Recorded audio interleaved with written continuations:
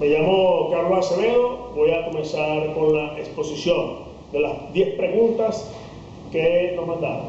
Vamos a comenzar explicando por qué el derecho constitucional se configura como derecho público fundamental. El derecho constitucional está completamente ligado a la organización y funcionamiento del Estado.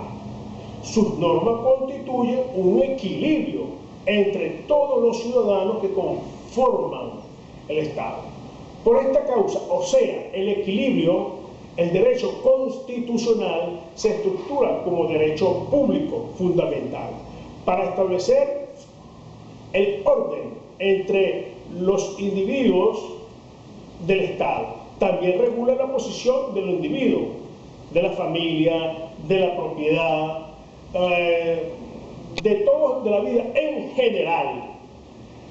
Continuando, vamos ahora porque el artículo 6 de la Constitución tiene una limitación inderogable.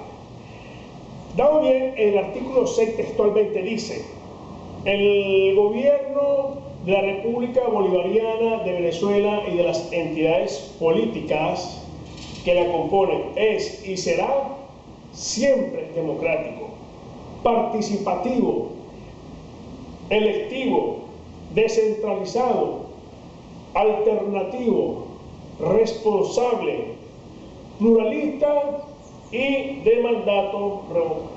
No, la pregunta es, ¿por qué hay una limitación inderogable? Claro está que este artículo es inderogable. Imaginemos por un momento que un constituyente emprenda la tramitación de derogar para que el Estado de la República Bolivariana de Venezuela ya no sea democrático, participativo y de mandato revocable. Estaríamos aceptando que el gobierno se puede constituir tranquilamente como una dictadura y sería un gobierno legítimo. Por esta situación es que el artículo nadie lo puede derogar. ¿Estamos claros en eso?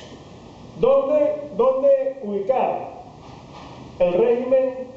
Continuamos, pues claro, continuamos. ¿Dónde ubicar el régimen del de este gobierno venezolano? Del gobierno venezolano. Para mí, el gobierno venezolano establece su teoría política en el socialismo del siglo XXI. Diría más bien en una tendencia al socialismo moderno. El gobierno es de carácter democrático, ya que el pueblo participa en donde ha sido la característica de la inclusión, acción antes, no había antes por los gobiernos anteriores. Las características de los gobiernos presidenciales de nuestro sistema constitucional. Ok. El presidente de la República es quien es jefe del Estado y del gobierno a la vez. Es independiente del poder legítimo. Son separados los dos. Por tanto, ninguno depende de uno del otro. Los poderes legislativos y ejecutivos son independientes. El primero no está obligado a aprobarlo como un proyecto de la ley que proviene del Ejecutivo, pero esta puede vetar los proyectos de las leyes. El presidente tiene la facultad de realizar nombramientos. El Ejecutivo puede apelar directamente al pueblo a través del plebiscito y referendos. El legislativo puede juzgar y remover al presidente. Este posee facultades para designar a los miembros del gabinete, para representar iniciativas de la ley y para preparar el presupuesto. El pueblo elige al presidente. Continuamos con la siguiente pregunta. Cada vez estamos adelantando las preguntas. ¿Cuál es la competencia de la Sala Constitucional? La Sala Constitucional es la quien determina de cuáles normas sobre derechos humanos de esos tratados, pactos y convenios prevalecen en el orden interno del Estado. Claro está que la competencia de la Sala Constitución en la materia que emana de la Sala Constitucional en la materia no puede quedar disminuida por normas de carácter objetivo contenidas en tratados y en otros textos internacionales sobre derechos humanos suscritos por el país. En tanto, la Sala Constitucional es la que decide en nuestra soberanía del Estado. Ok, ¿por qué Caracas como capital tiene un régimen municipal especial? Pues claro, para solucionar la gobernabilidad y para redimensionar las acciones de y sobre la nueva extensión de la Nueva Caracas, y en consecuencia para contribuir a operar eficientemente los servicios demandados, enfrentar en bloque sus problemas comunes, fijar y exigir responsabilidades a las autoridades, delimitar las competencias y evitar las confusiones y los solapamientos que sobre el ejercicio de funciones compartidas se suscitan en un mismo espacio físico ocupado. Ok, sabemos que la capital de Caracas está conformada por el municipio Libertador de Caracas y los cuatro municipios del Estado Miranda. Esa es la gran conformación. El alcalde de Caracas tiene derecho a compartir o devengar las funciones en estos 4 o 5 municipios con el Estado Miranda.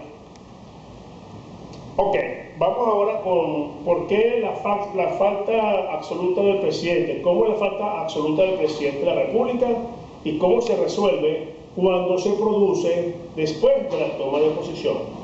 En el artículo 233 dice textualmente: serán faltas absolutas del presidente o presidente de la República su muerte, su renuncia, su destitución decretada por sentencia del Tribunal Supremo de Justicia, su incapacidad física o mental permanente certificada por una junta médica designada por un Tribunal Supremo de Justicia y con aprobación de la Asamblea Nacional.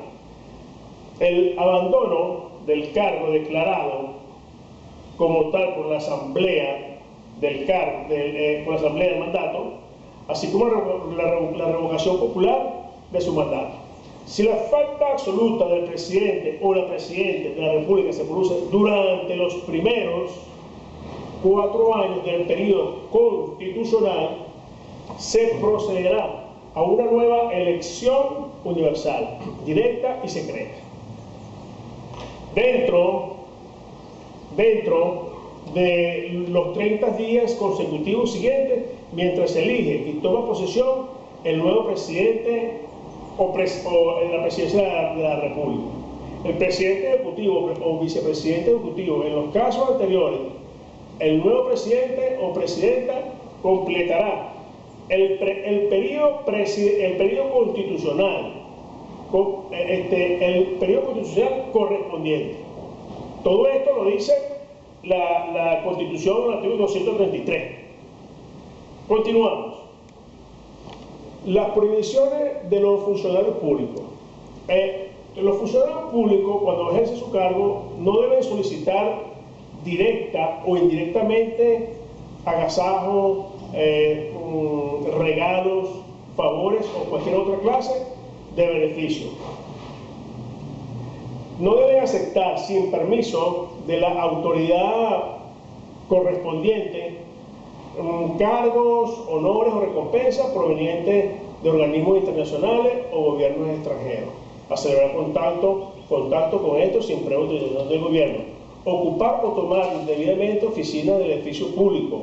Ejecutar actos de violencia contra superiores subalternos, compañeros de trabajo, demás servidores públicos, o injuriarlos o calumniarlos. Omitir, negar o entrabar en el despacho asuntos a su cargo o la prestación del servicio al que estaba obligado. Omitir, retardar o no suministrar debida y oportuna respuesta a las peticiones que le hacen los ciudadanos que van a una entidad pública. Los principios del régimen parlamentario. Es indudable que la ley formal emana del Parlamento, ahí estamos claros. y que los miembros del Parlamento no están sometidos al principio de la subordinación, ya que no dependen jerárquicamente de ningún otro órgano de poder.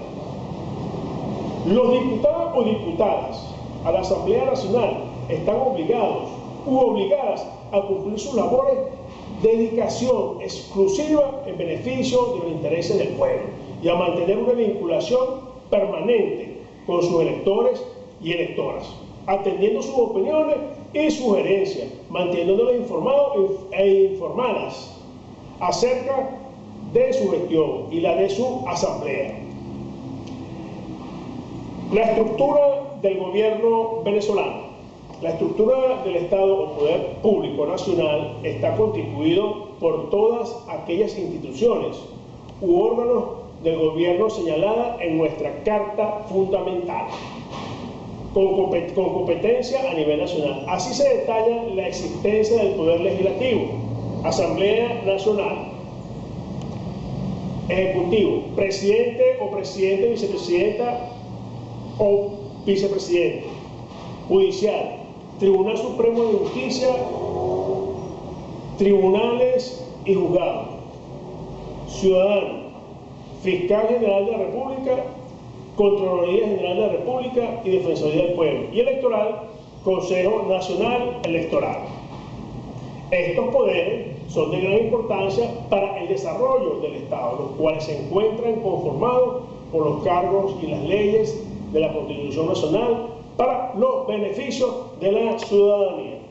Ok, esto ha sido todo por hoy. Espero que le haya gustado mi